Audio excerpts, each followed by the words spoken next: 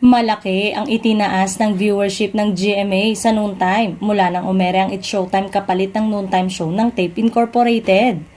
Umere noong July 1, 2023 hanggang January 6, 2024 ang Itbulaga ng Tape Incorporated sa GMA at pinalitan ng tahanang pinakamasaya noong January 8, 2024 hanggang March 7, 2024.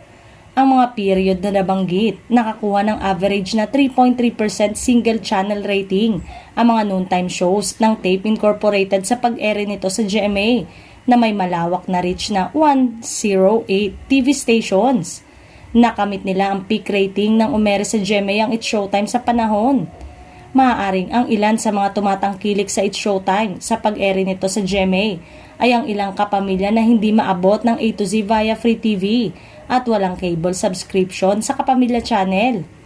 Happy at thankful naman ang GMA maging ang It's Showtime sa GMA 7 dahil sa taas ng ratings magmula nang lumipat ang nasabing noontime show na maintain ng rival noontime show na Itbulaga at It's Showtime ang kanilang manonood.